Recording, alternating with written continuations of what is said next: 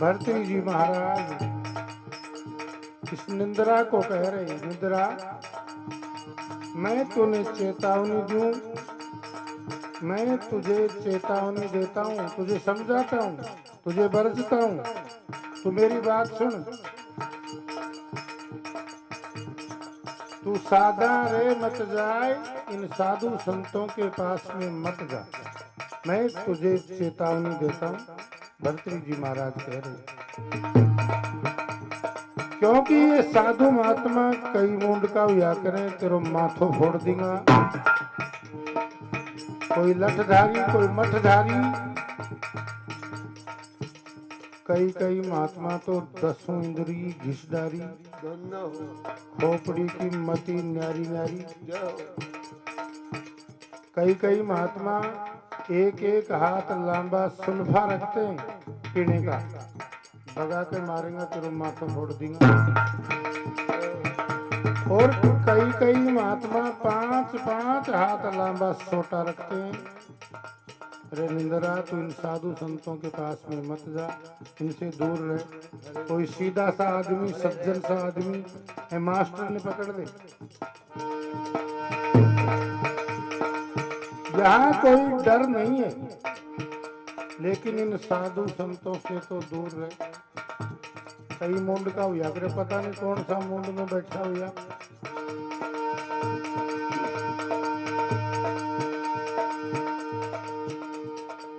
और फिर भी मैं तुझे जगह बताता हूँ, निद्रा तू वहां चली जा। भर्तृ जी महाराज ने इस निद्रा को जगह बताई, तू इन साधु संतों से तो दूर रहे, इनको राम भजन करने दे।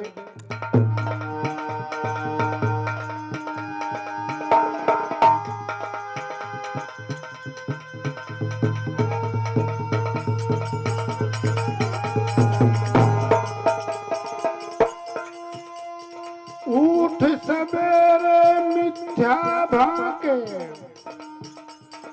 या निंदा करे पराई,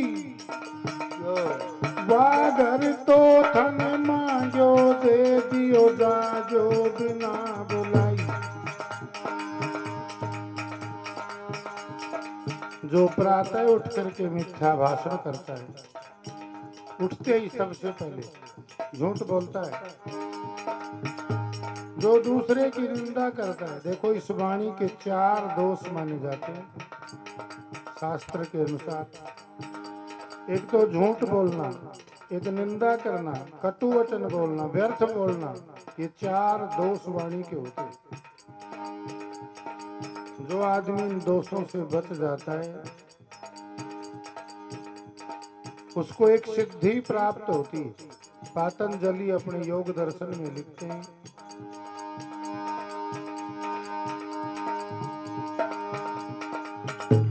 सत्य प्रतिष्ठायाम क्रिया फलाश्रियत्वम। जिस मनुष्य ने अपने जीवन में सत्य की प्रतिष्ठा कर ली, यथार्थ को बोलता है, कभी मिथ्या नहीं बोलता, वाणी के दोष जिस मनुष्य के जीवन में नहीं आते,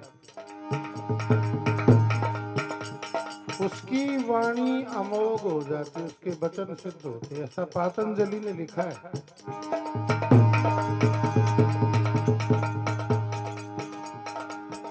इसलिए इन दोषों से बचने के लिए क्या करना चाहिए? मौन रहना चाहिए, लेकिन व्यवहार में हमें बोलना पड़ेगा।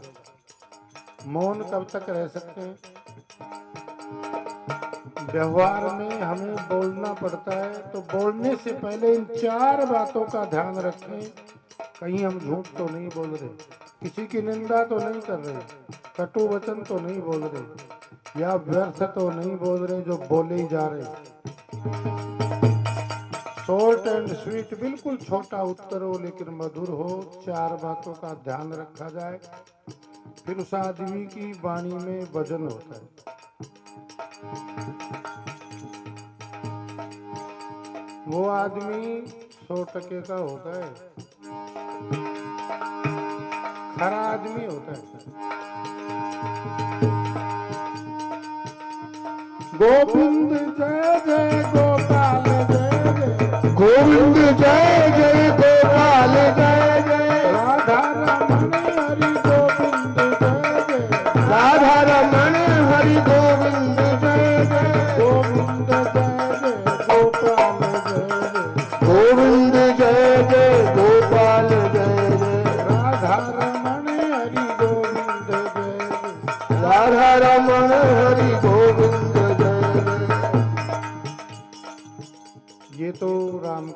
में सभी बोलो, यूं मत समझो कि ये बाबा जा कोई काम है।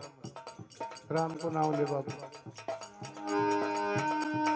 गोविंद बोलो हरि गोपाल बोलो, गोविंद बोलो हरि गोपाल बोलो। जो पापी आदमी होता है ना, उसके मुख से राम का नाम नहीं निकलता है। यदि आपके मुख से राम के नाम का उच्चारण नहीं होता है तो ये समझना चाहिए कि हम बड़े पापी हैं। वैसे मनुष्य से पाप तो हो ही जाते हैं, कहीं न कहीं गलती तो हो ही जाती है, कोई डरने वाली बात नहीं है।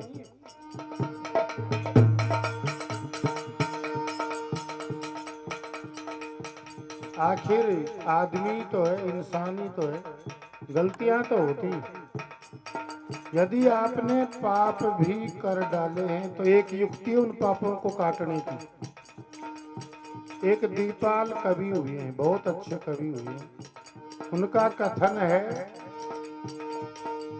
ज्ञान घटे नरमुड्ड की संगति, ध्यान घटे चित्त विष भरमाए, तेज घटे पर नारी की संगत, बुद्धि घटे बहु भोजन खाए, प्रेम घटे नित ही कुछ मांगते, मान घटे नित पर घर जाए, दीपाल कहे सुन रे मन मूरत, ये पाप घटे हरि के गुण गाए। यदि पापों को काटना है तो परमात्मा का स्मरण जरूर करो। इस जिह्वा के द्वारा राम के नाम का उच्चारण करो, आपका हृदय पवित्र हो जाएगा, शुद्ध हो जाएगा एक दिन।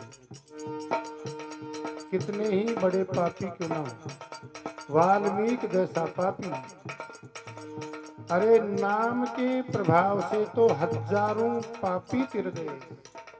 अपतु अजामिल गज गणिकाऊ, भय मुक्त हरि नाम प्रभाऊ। अजामिल जैसा पापी, गज और गणिका, वैश्या भी तिर गई। फिर हम तो इतने बड़े पापी भी नहीं, थोड़ा सा नाम लेंगे तो निश्चित रूप से कल्याण होगा। ज्ञान घटे नरमुड्ड की संगत, मूर्ख मनुष्य की संगति से ज्ञान घट जाता है। इसलिए संगति करो तो ज्ञानी की करो, बुद्धिमान लोगों की संगति करो, विवेकी जनों की संगति करो। यदि दुष्टों की संगति करोगे जीवन में तो ज्ञान घट जाएगा, विवेक घट जाएगा।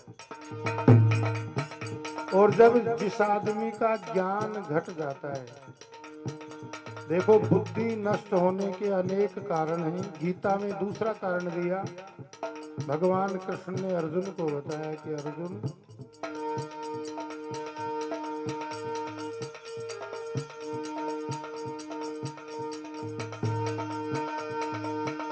ध्याय तो विषयान पुंस संगस्ते सूप जायते संगात संजायते, काम है कामात क्रोधो अभिजायते। जो आदमी विषयों का चिंतन करता रहता है, संसार के विषय भोगों को याद करता रहता है, उस पुरुष की उन विषयों में आसक्ति हो जाती है। सबसे पहले तो जो दिन रात संसार के विषय भोगों को याद करता रहता है, तो सबसे पहले तो उन विषय भोगों में आसक्ति हो जाती है। आसक्ति से कामना उत्पन्न होती है, उन विषयों को प्राप्त करने की इच्छा उत्पन्न होती है। जब कामना में विघ्न पड़ता है तो क्रोध उत्पन्न होता है, दुख होता है।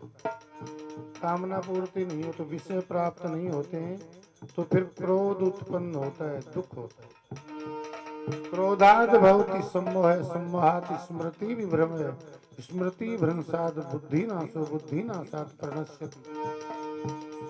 जब आदमी को क्रोध उत्पन्न होता है तो मूढ़ भाव छा जाता है, उसकी स्मृति यादाश्ती खत्म हो जाती है। यादाश्ती के खत्म होते बुद्धि का नाश हो जाता है। जब बुद्धि नष्ट होती है तो ये मनुष्य अपने श्रेय साधन से गिर जाता है, पतित हो जाता है।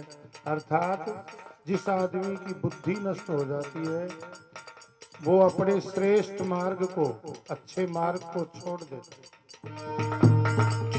और गलत मार्ग की ओर बढ़ जाता है। इसलिए ज्ञानियों का संग करो, दुष्टों का संग करोगे तो ज्ञान घट जाएगा। बुद्धि घटे बहु भोजन खाए, अधिक भोजन करने से बुद्धि नष्ट होती है। कभी कभी ऐसा कोई माल मिलता हो ना, कहीं सवा मणि हो, कहीं किसी दूसरे के हो, तो कभी कभी खा लिया करो, कोई डर नहीं। लेकिन रोज यदि आपने भोजन दब के किया ना, ज्यादा भोजन किया तो बुद्धि नष्ट होती है अधिक भोजन करने से। ऐसा शास्त्रों का वचन है। तेज घटे पर नारी की संगति, पर स्त्री की संगति से तेज घट जाता है। थोड़ा माइक से दूर होकर खर्चा करो ना।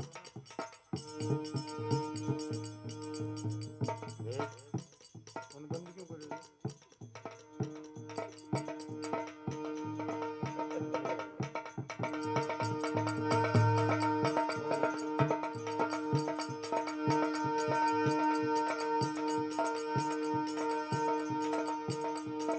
तेज घटे पर नारी की संगत, पर स्त्री की संगति से तेज घट जाता है। तेज का मतलब होता है प्रभाव। आदमी प्रभावहीन हो जाता है, उसकी कांति फीकी पड़ जाती है। बुद्धि घटे बहु भोजन खाए, तेज घटे पर नारी की संगत। प्रेम घटे नित ही कुछ मांगते, बार मांगने से प्रेम घट जाता है। मान घटे नित पर घर जाए, पराए घर में बार बार जाने से सम्मान कम होता है, मान घट जाता है।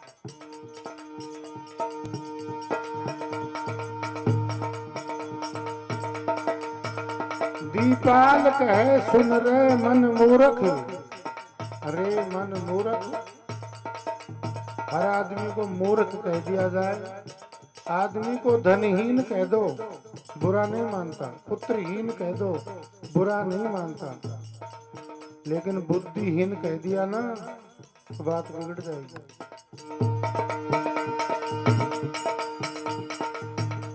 इसलिए दीपाल कवि ने सोच समझकर अपने मन को कहा, रे मन मूर्ख।